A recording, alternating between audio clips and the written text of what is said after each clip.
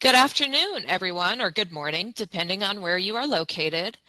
Welcome to our webinar on the Evaluation and Management Add-on Complexity Code G2211. My name is Ashley Decoto, and I'm a specialist with our Provider Outreach and Education team. On the call with me today is my friend and colleague, Leanne Foster, who is going to be helping out with the chat.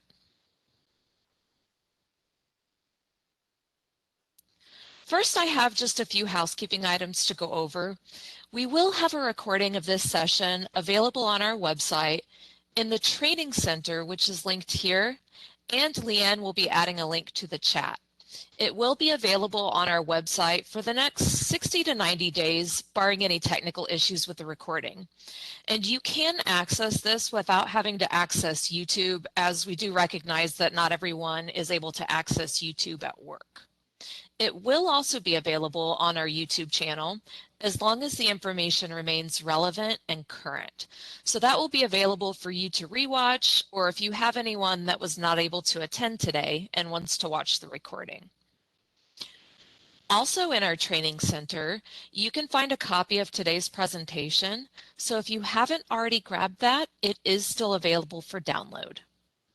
We are taking questions through the chat today, which again, Leanne will be monitoring. I will check in with Leanne at the end of the presentation, time permitting, for any questions in the chat.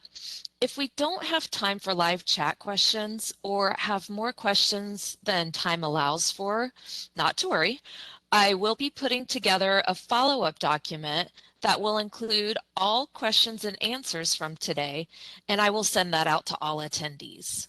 I will be answering those questions that were pre-submitted with registration throughout our presentation today. Lastly, before we get started, we would appreciate you taking some time to provide feedback on our education. Towards the end of our presentation, you will be provided with a couple different ways to take our survey. This is our disclaimer slide. The information given today is as up-to-date and accurate as we can make it. Now, as many of you may know, Medicare rules do change often. We will respond to questions today based on the information provided, but CMS rules determine final coverage. The most current information may always be found on the CMS website, which we have linked for you here. Lastly, on this slide, CMS prohibits recording of this presentation for profit-making purposes. So if you are recording or taking screenshots, we do ask that you stop. We are recording this presentation ourselves, and we'll have the recording available on our Encore page in the Training Center of our website within the next week or so. And again, the presentation will also be available on our YouTube channel. Because we will be using some CPT codes today, I do have a few disclaimers to share before we get started. On the screen, we have the CPT copyright notice, which indicates that Medicare does not own the CPT codes or their descriptions. Those are owned by the American Medical Association, or AMA. This is a copyright notice from the American Hospital Association, and this disclaimer states that the American Hospital Association is not responsible for, nor were they involved in the preparation of this material or the information provided today. This slide contains the acronyms that we will be using today. I have gathered these all in one place so you have this for reference. Again, if you've not already downloaded today's presentation, it is still available in the Training Center on our website under Live Events. So please feel free to download that and you will have this acronym slide as a reference. For a more complete list, you can find the acronyms list from any page on our website, and that will be linked in the blue bar at the bottom of the page. All right, for our agenda, some of you mentioned during registration that you're new to billing code G2211 and looking for more clarity on when it's appropriate to use. Well, you are definitely in the right place, and we're happy to have you here. Today, we will be discussing the appropriate use of the add-on code G2211, the primary codes that G2211 may be billed with, and who can submit the code. One pre-submitted question indicated they were looking for quarterly updates. While we aren't necessarily providing quarterly updates, we will be talking about updates made to this code at the beginning of this year as it relates to Modifier 25. I will also talk about some updated data for claim submission of this code since the last time we did education on G2211 last fall. I've also included a number of resources throughout the presentation and all together on a resource slide towards the end of our presentation. Again, I will be answering those questions that were pre-submitted with registration throughout the presentation. We did have quite a few pre-submitted questions, but if time permits, we will take live questions through the chat at the end of our time together today. All right, let's start off by defining the add-on code G2211. One pre-submitted question simply asked, is this covered? And the answer to that is yes. Effective January 1st, 2024, CMS made this an active and payable code for Medicare. For office or outpatient evaluation and management services, add-on code G2211 may be billed to account for the intensity and complexity inherent to the evaluation and management visit. And here's how CMS defines this code. G2211 represents a visit complexity inherent to evaluation and management associated with medical care services that serve as the continuing focal point for all needed healthcare services, or with medical care services that are part of ongoing care related to a patient's single serious condition or a complex condition. Then the official definition also indicates that this is an add-on code to be listed separately in addition to office or outpatient evaluation and management visits, new or established. And that definition can be found in the Claims Processing Manual, Chapter 12. I did include a link to that towards the end of our presentation on that resource slide. So for this code, the relationship between the patient and practitioner is really what you want to look at. There must be a longitudinal or long-term relationship between the patient and practitioner. If you are the focal point, you are the one who the patient looks to for all of their healthcare needs. So, for example, you're the primary care physician and you see the patient, let's say at least once a year. But if they get sick, you're the one that they call. Based on that longitudinal relationship, you are able to provide care that is personalized to that patient.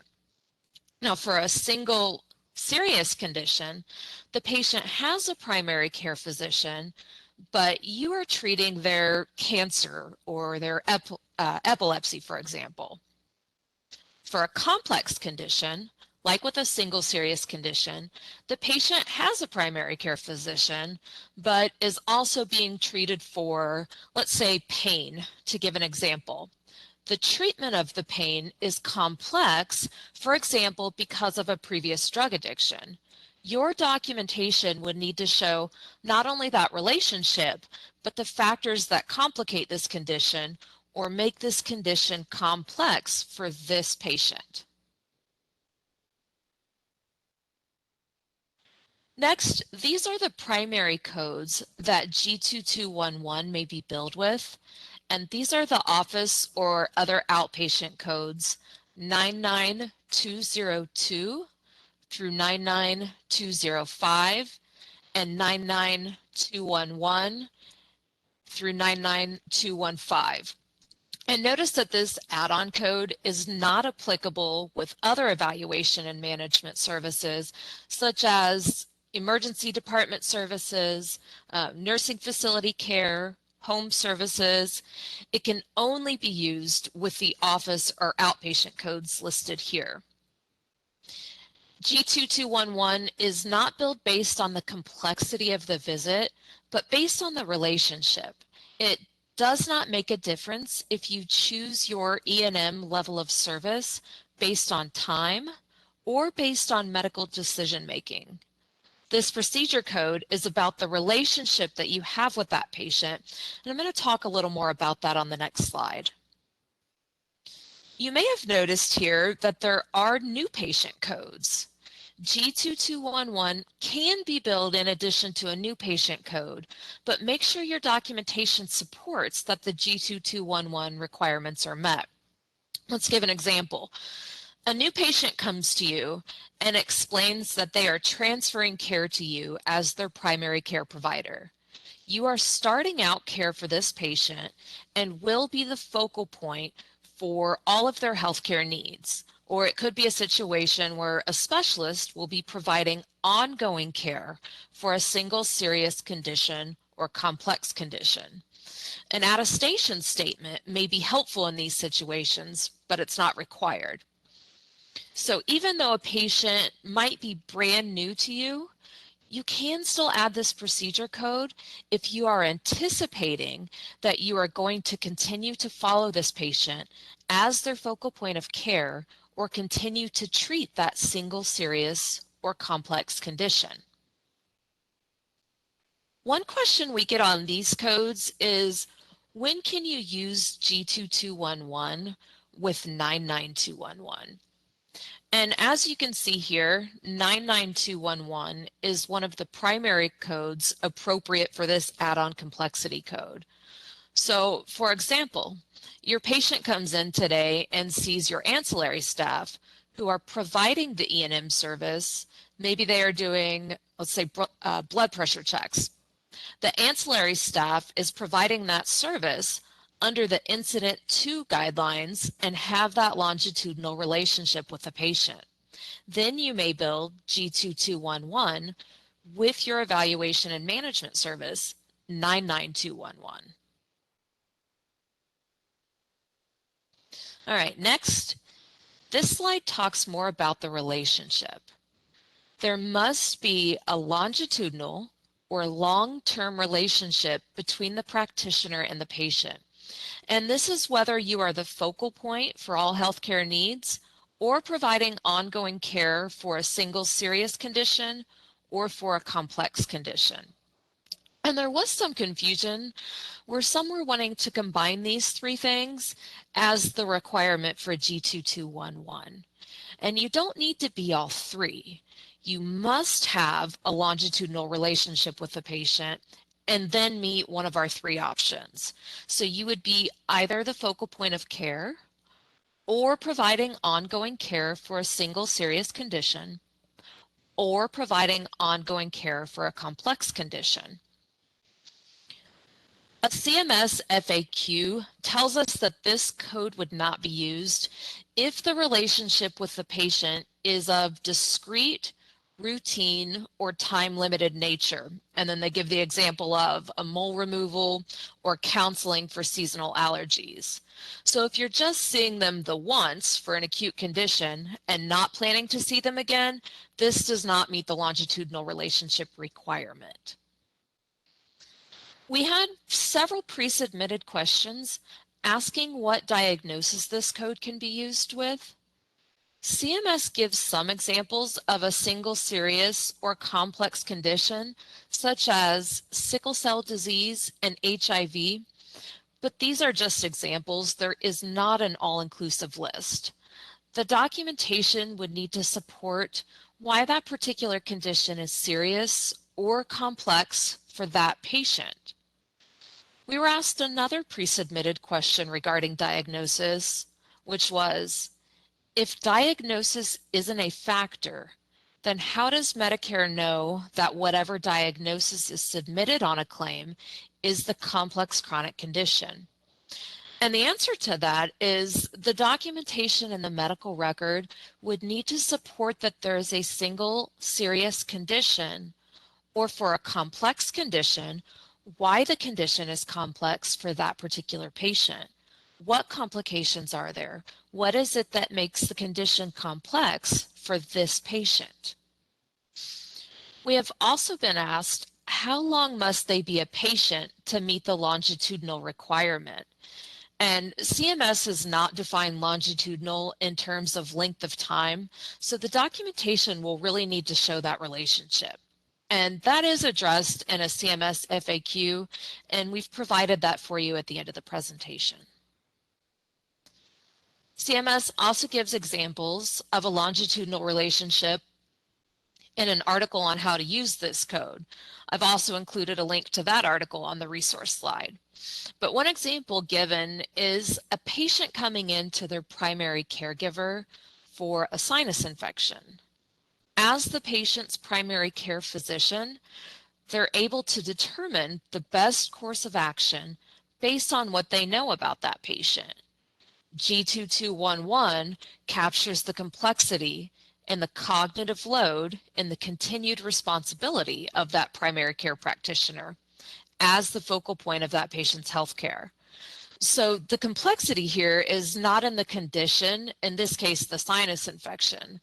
That practitioner has a longitudinal relationship with the patient and is best able to communicate recommendations in an effective manner, which also helps to build that continued trusting longitudinal relationship.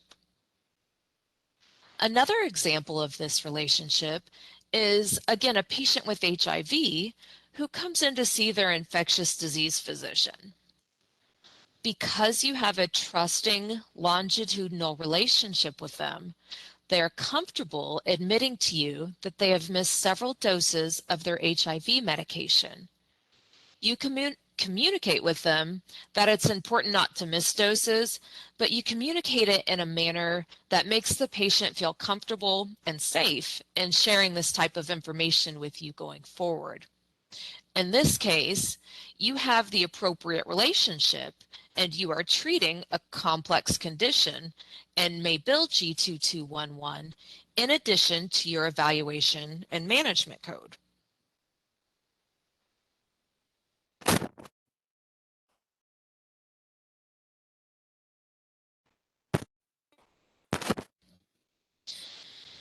You will have situations where the relationship with that patient will change.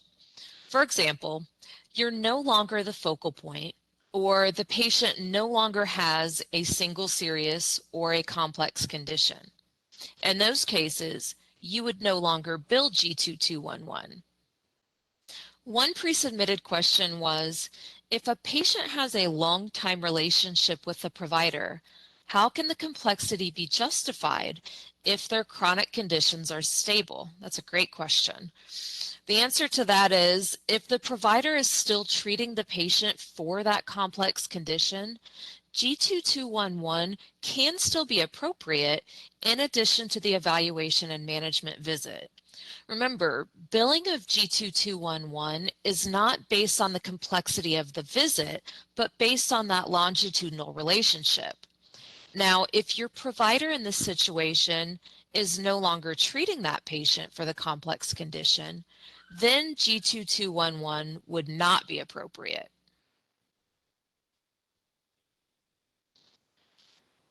Next up, we have provider specialty. CMS has not restricted use of G2211 to any particular specialty, though there may be specialties that are more likely to bill this code. For example, radiologists are probably not going to use this code, or specialists providing one-time treatment for an acute condition would not bill this code. But you would expect to see your family care practitioners using this code when appropriate. Or another example CMS gives is that infectious disease physician who's providing ongoing care for a patient with HIV, which is a single serious condition. Another example might be a neurologist who has a long-term relationship with a patient they are treating for MS. They may be able to bill this code in addition to their E&M code. So anyone who's able to bill those evaluation and management codes we talked about a few slides ago is able to bill G2211 as long as the requirements for the add-on code are met, which again are that longitudinal relationship where the practitioner is either the focal point for all healthcare needs or providing ongoing care to treat a single serious condition or complex condition. One question we are asked about is, what about situations where providers substitute for one another? Let's give an example. What if Dr. Geller is the focal point, but Dr. Geller is out sick today? Dr. Green is seeing them, or nurse practitioner Phoebe is seeing them instead in Dr. Geller's absence. CMS understands that a patient may have an ongoing relationship with a patient care team within a group practice, meaning that team-based care practices may serve as the focal point of care, which is one of our qualifiers to meet the definition of G2211. So in the case that a patient sees another physician or practitioner within your group for a team-based care practice, the patient goes to that office as their focal point of care. It may be appropriate to bill G2211. And that information is also addressed in the FAQ I mentioned earlier. And again, we've got that linked at the end of the presentation. All right, practitioners eligible to submit G2211 include those listed here on this slide. And this would be those eligible to submit the office or outpatient evaluation and management codes, including an MD or DO, a non-physician practitioner, such as a nurse practitioner or physician assistant. This does also include critical access hospitals, method 2 for bill type 85X, rural health clinics and federally qualified health centers, or RHCs and FQHCs, can submit this procedure code on your claim, but there is no additional reimbursement for RHCs and FQHCs. It would be part of your cost reporting. We had a pre-submitted question asking if a psychiatrist can bill this code. While there isn't a limitation on provider specialty, remember that G2211 is only billable as an add-on code with office and outpatient E&M codes, so 99202 through 205 and 99211 to 215. So if a psychiatrist is billing those E&M codes and meets the G2211 requirements, then yes, they could bill this code. Keep in mind though, that G2211 is not payable with psychiatry codes. So if the psychiatrist is billing those codes, G2211 would not be payable. We've also been asked if G2211 can be billed with acute visits. And the answer to that really depends. If you're a primary care practitioner, meaning you're the patient's focal point of care, then yes, you could bill G2211 as an add-on, even for an acute visit. Now, for an acute visit in, let's say, an emergency department situation, G2211 would not be billed because the requirements for a longitudinal relationship and being either the focal point or treating a single serious or complex condition are probably not met, and emergency department visits are not one of our primary E&M codes, which are those office or outpatient visit codes.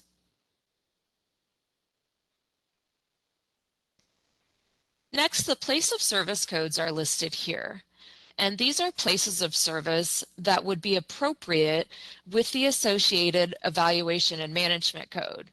This includes 02 and 10 for telehealth, and 11 for office, 19 for outpatient off-campus, and 22 for outpatient on-campus.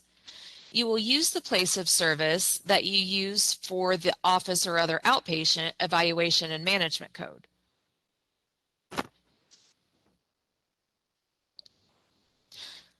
Next, there are no frequency limitations for billing G2211.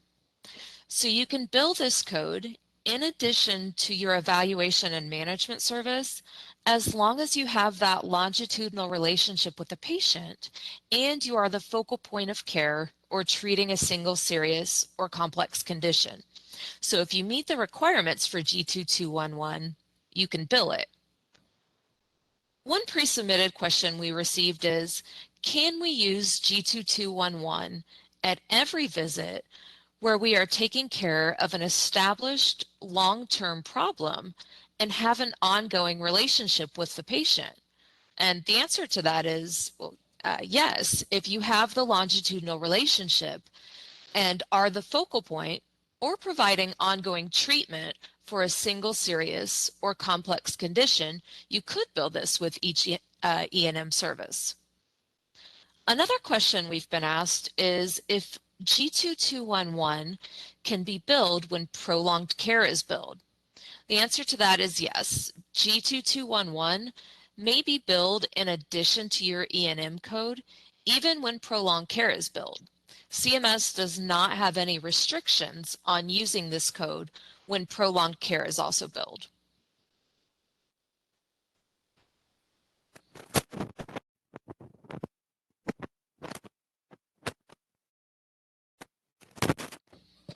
For patient responsibility, the patient does have cost sharing. So deductible and coinsurance do apply. And it may be a good idea to let the patient know that you will be billing for this to help them understand why that's showing up on their bill. Though you're not required to notify them, so you don't need an advance beneficiary notice of any kind. It may just be good practice to help your patients understand and avoid any surprises when they receive their bill. Next, we want to talk about Modifier 25 as it relates to billing this code. Modifier 25 is used for evaluation and management services that are significant and separately identifiable from another procedure or service you report on the same date of service. And this could be a surgical procedure, for example, or an injection procedure code. It could be where you're using Modifier 25 for a significant and separately identifiable E&M service the same day as an annual wellness visit. And these are just a few examples. You want to make sure that you're using Modifier 25 correctly. You would not use Modifier 25 on G2211 as G2211 does not require the use of any modifiers. A pre-submitted question we received is asking if there are any restrictions on other services that can be billed with this code. G2211 may be billed with any of those office or other outpatient codes. The only restriction is that G2211 may not be billed when the associated E&M code is billed with Modifier 25. However, I'm glad you asked that question because effective January 1st, 2025, CMS is allowing for a few exceptions to that restriction that we're going to look at on the next slide. So here we have Modifier 25 exceptions for G2211. We did have several pre-submitted questions regarding the billing of G2211 when the evaluation and management code is billed with Modifier 25. Again, the rule was that G2211 would not be billable when the associated E&M code was billed with Modifier 25. There are some exceptions to that rule now, again effective for dates of service on or after January 1st, 2025. G2211 may be billed in addition to a medically necessary E&M code with Modifier 25 only when the service requiring the reporting of Modifier 25 is a Part B preventive service, immunization administration, or an annual wellness visit. And there is a complete list of allowed services that fall under this exception, and you can find that in the article I have linked on this slide. It will be on the last page under CR 13705 changes, where you will find this information along with a hyperlink titled Attachment 1. And that attachment has the list of acceptable codes for this exception. And actually, I'm going to pull that article up now to show you. One moment, please. All right, so if you were to click on the link from this slide, that was slide 19, it would take you to this page that you should be seeing now. And there's some great information in this article, but what I want to show you for modifier 25 exceptions is on page 4. So if you scroll all the way down to page 4, and please pardon my scrolling, almost there. Here we go. Then you'll see this section titled CR 13705 changes effective January 1st, 2025. So here you see attachment 1. So I'll click on this link. There we go.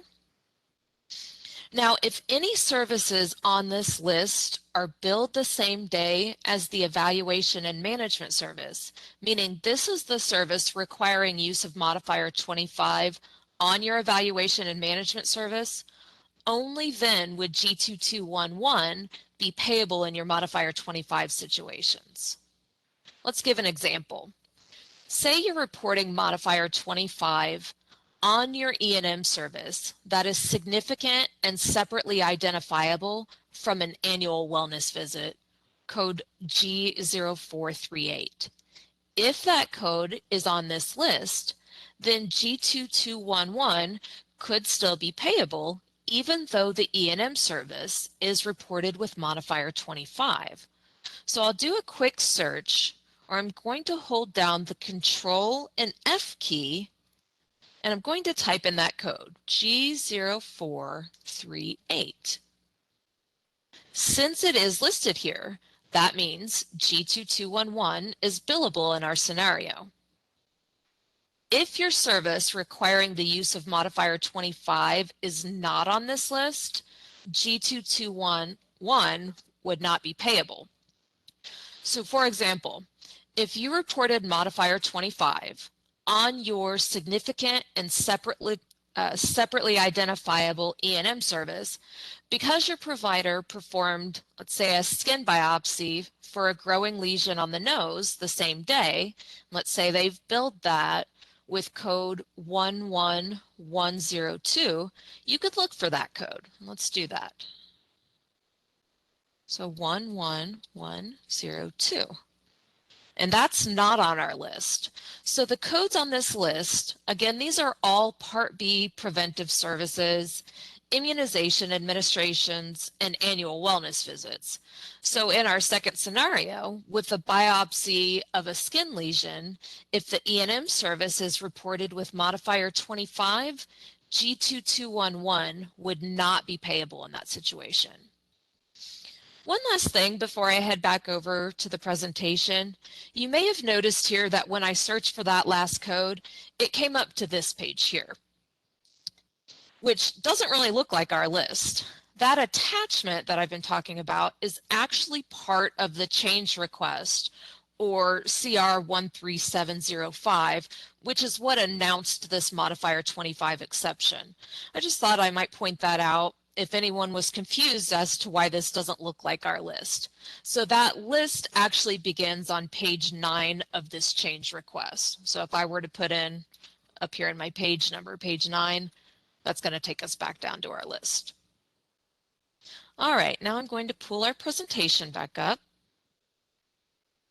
All right, another pre-submitted question we had asked if G2211 is only billable with annual wellness visits. So the annual wellness visit codes, G0438, which we just looked at, and G0439, are not codes listed as one of the primary codes that G2211 can be billed in addition to.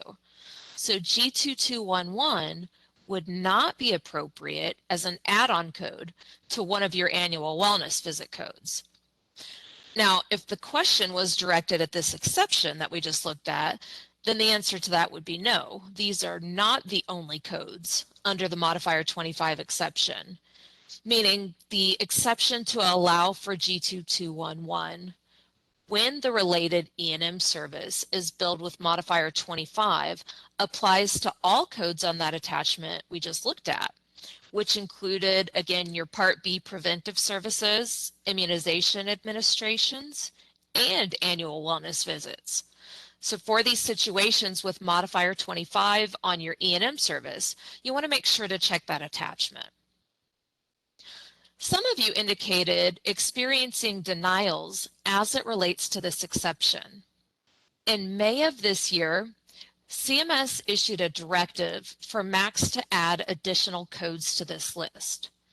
If you experience denials for G2211 for dates of service on or after January 1st, 2025 that you believe should pay based on this Modifier 25 exception, those claims may now be resubmitted. And as a reminder, any claim-specific questions do need to be directed to customer service, as we in provider outreach do not have access to your claims.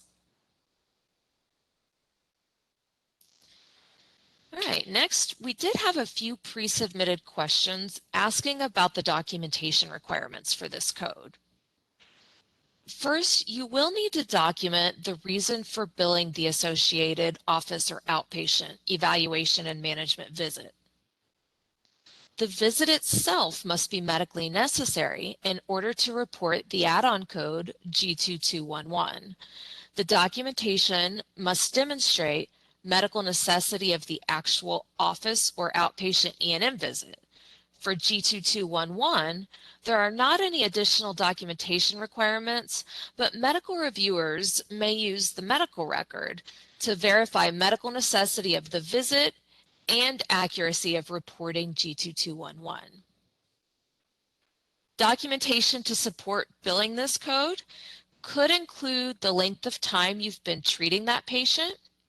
It could be documentation of patient contacts with you between visits, documentation of your coordination with other providers who might be involved in the patient's care. This could also include information in the medical record or in the claims history for the practitioner and patient history. This could be documentation that you are treating a single serious condition or a complex condition.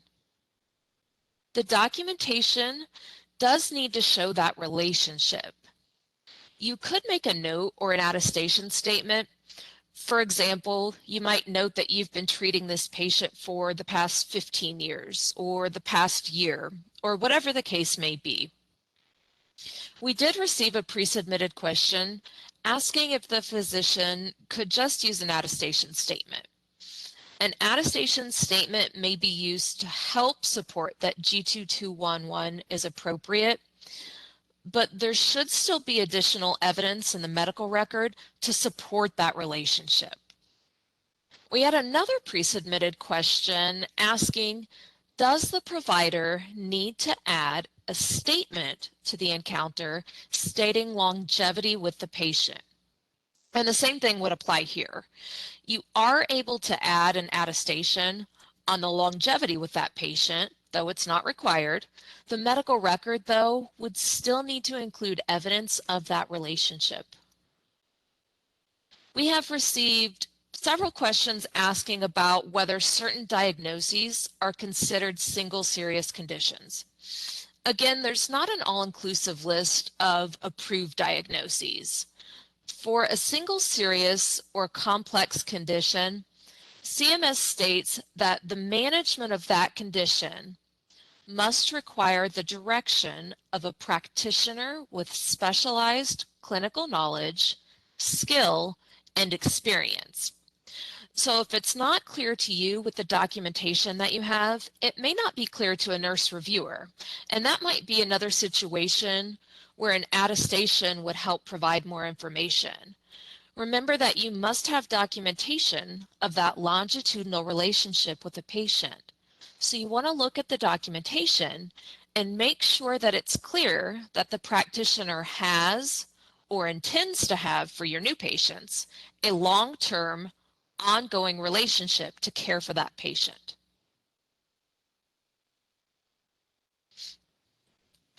This code can be submitted by the teaching physician when present during the encounter if the teaching physician guidelines are met when the E&M code is billed with modifier GC. This code may also be billed under the primary care exception when modifier GE is billed with lower level E&M codes if the requirements for G2211 are met. Now you would not append modifier GE or GC to G2211. Again, G2211 does not require the use of any modifiers. And we did include a link here on this slide for reference on teaching physician guidelines, since we're not really going to go into detail on that topic today. All right, next we had a pre-submitted question asking if G2211 may be billed with telehealth visits. So G2211 can be billed when the primary E&M service was performed via telehealth. And this would only apply if the service provided is appropriate for telehealth. And you can determine that by checking the CMS list of telehealth services. So let's go out and take a quick look at that.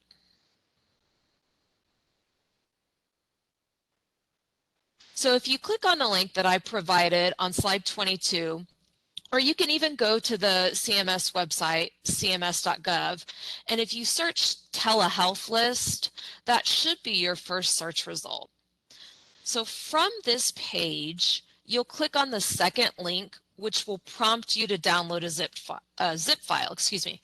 I have that file downloaded already, but you would just click on the link that says right here, list of telehealth services for calendar year 2025.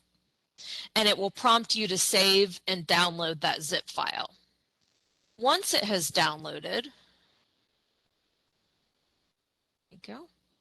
You can open that zip file where you will find the Excel and CSV files.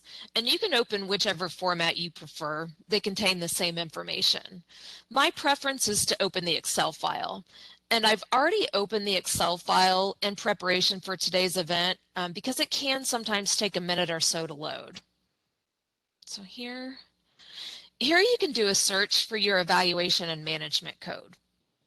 So I'm going to do another Control F here. And I'm going to look for code 99202. And I'll press enter. There we go.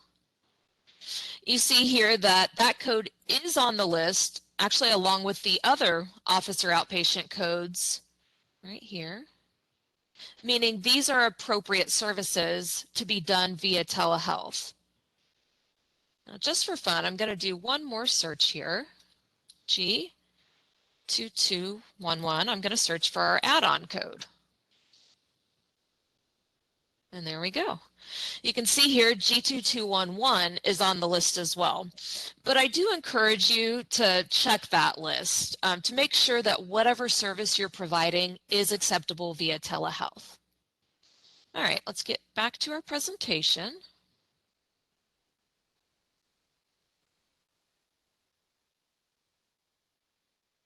All right, on this slide, as promised, I have included a few resources. The first resource is that article I pulled up earlier in our presentation, which is an MLN Matters article titled How to Use the Office and Outpatient Evaluation and Management Visit Complexity Add-on Code G2211. And this article covers a lot of what was discussed today and also includes some background information on the code. This also includes information on that change effective January 1st, 2025 for E&M services reported with Modifier 25. And again, this is where you'll find the attachment with the approved codes. Next here, we have the CMS FAQ. This addresses several of the questions that I've mentioned today. Both of these first two resources, the MLN and the FAQ, also include some great examples of when G2211 is appropriate. Next, I mentioned this briefly earlier, but change request 13705, this is the official notice of those changes to allow G2211 when the associated E&M code is billed with Modifier 25 for certain services. And then last on this slide is the Claims Processing Manual, Chapter 12, which I mentioned early on in the presentation, and that's where you'll find that full official description of this code. All right, next I do want to share some claims data for G2211.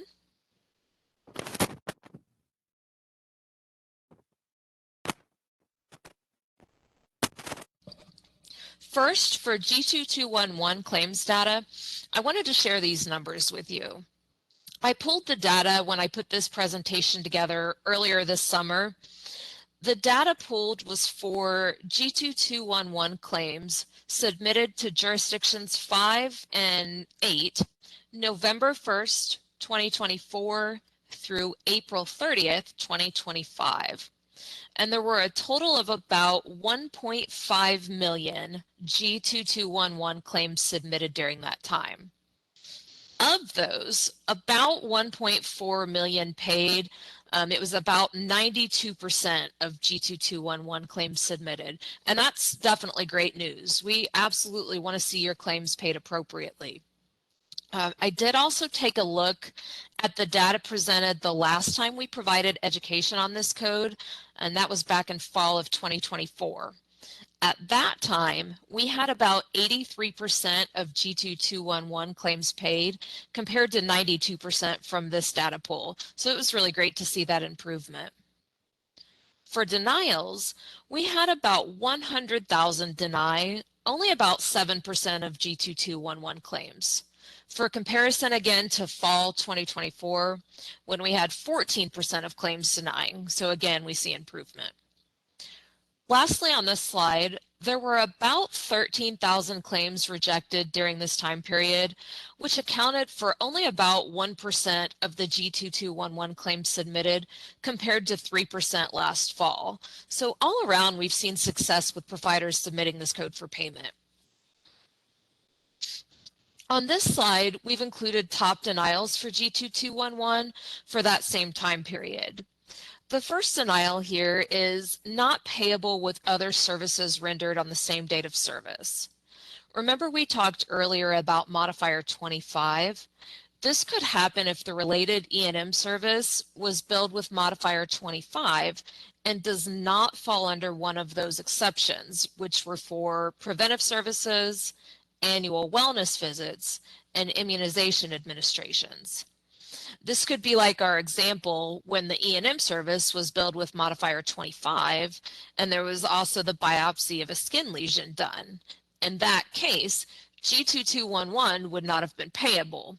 If it does not fall under one of those exceptions, G2211 would not be billed when the associated E&M code is billed with Modifier 25, that is. Our next denial is must be billed with primary service. So procedure code G2211 is an add-on code. It does not stand alone. So it must be billed along with one of those primary codes, which is those office or outpatient codes 99202 through 99215. Third on the list here is claims denied while the beneficiary is in a period of managed care. And this would happen when the beneficiary is enrolled in a Medicare Advantage plan. So make sure to check eligibility. You can use our secure portal. And if the beneficiary has a Medicare Advantage plan, the claim must be billed to that plan. Original or fee-for-service Medicare does not process those claims. Last on our list of denials is claim must be sent to group health plan first. These are situations when Medicare is the secondary payer and the beneficiary has a group health plan as primary. For example, this might be an employer-sponsored plan, and the claim must be sent to the group health plan first before Medicare will process as the secondary payer. And again here, checking eligibility using our portal will also help you determine who the primary payer is and hopefully help you avoid these type of denials. I did include a link here that provides some information. While this is not specific to G2211, it does give more information on common denials, including some of these denials that I have listed on the slide for G2211. Next, we have the top rejections for G2211. First, for the G2211 rejection, we have claim lacks information needed for adjudication. So something is missing from the claim. And you'll look at the other reason codes on your remittance advice, which would provide a bit more information. But this could be, for example, missing a diagnosis. So while this procedure code does not require any specific diagnosis, you do still have to have that diagnosis on your claim. So you'll want to double check your claim form and make sure that all required elements are included in order for that claim to process. It may even be helpful to check the CMS claim form instructions, and that gives you item by item what's required on the 1500 claim form. If you're looking, you can find that in the Medicare Claims Processing Manual, Chapter 26, and I did also ask Leanne to place a link for that in the chat. The next rejection is for claims for those beneficiaries who have railroad Medicare. And those claims must be submitted to the MAC, or the Medicare Administrative Contractor, who processes railroad claims. And that's Palmetto for Part B railroad claims. You can verify that the beneficiary has railroad Medicare by checking their Medicare card, which will indicate Railroad Retirement Board, and that'll be in a red strip across the bottom of the card. The next rejection here is for invalid or missing modifier. Remember, G2211 does not require any modifiers. So any modifiers that may be needed on your E&M service procedure codes do not need to be appended to G2211. Next, for rendering physician number invalid or missing, it may say denied on the reason code for this one, but this is actually a rejected claim. Also on your remittance advice, the reason code actually says to submit a new claim, which is exactly what you would do here. Double check that you've included the physician's NPI and that it is the correct NPI, and then resubmit that claim. I did include a link on this slide for an article on our website. This article is not specific to G2211, but you may use it to help with any of your rejected claims, not limited to just G2211. All right, I know we are close to the top of the hour. I do have a few more pre-submitted questions I want to get through. First one is G2211 able to be submitted with an acute condition diagnosis, such as URI, if the provider performing the encounter is their PCP? And the answer to that is, remember that appropriate use of G2211 is not contingent on the diagnosis or the complexity of the visit. It's about the relationship between that practitioner and that patient. So in this example, with a diagnosis of URI, G2211 may be billed in addition to the E&M service if that provider is the focal point of care, which it sounds like they probably are as the patient's primary care provider.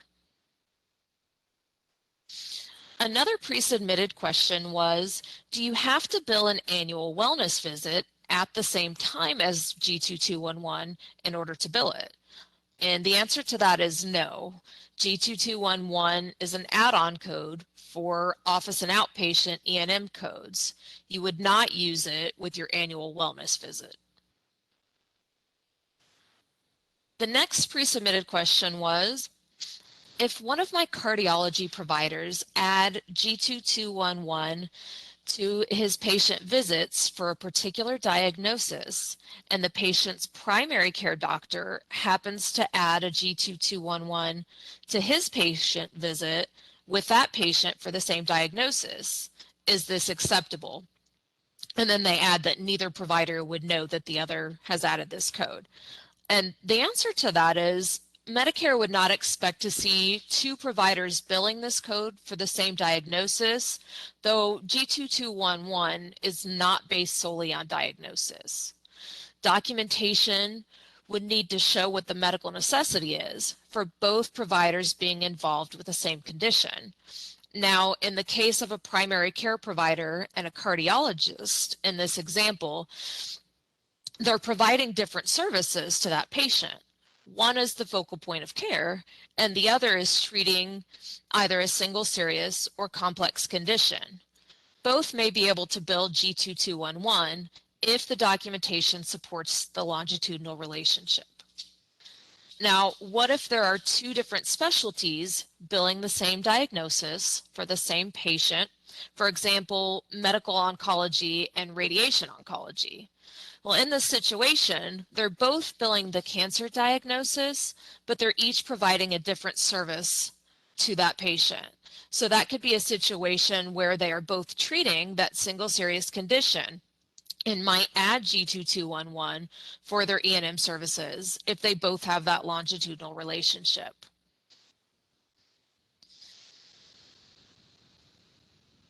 And our last pre-submitted question was, when is it not appropriate to bill G2211? We talked about the Modifier 25 exception. So if your E&M service has Modifier 25 and does not meet one of those exceptions for preventive care, annual wellness visits, or immunization administrations, then you would not bill G2211.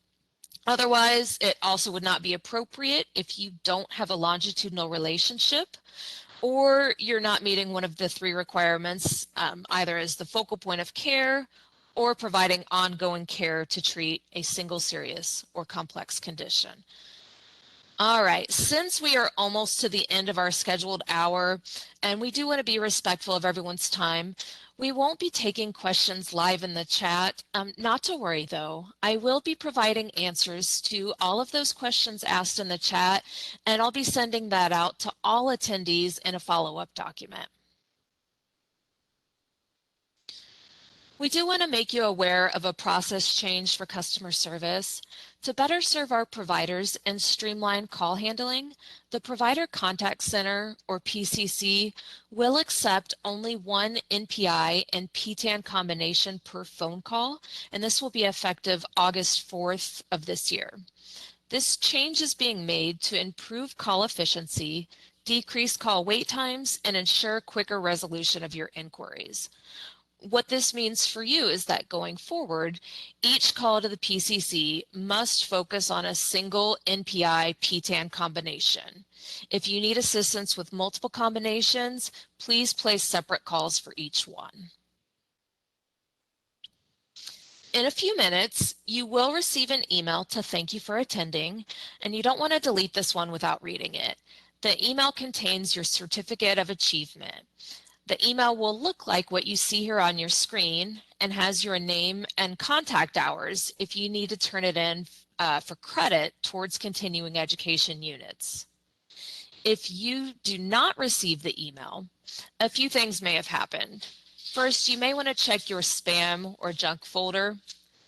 Be sure to add messenger@webex.com to your safe sender list so that any future messages will show up in your inbox.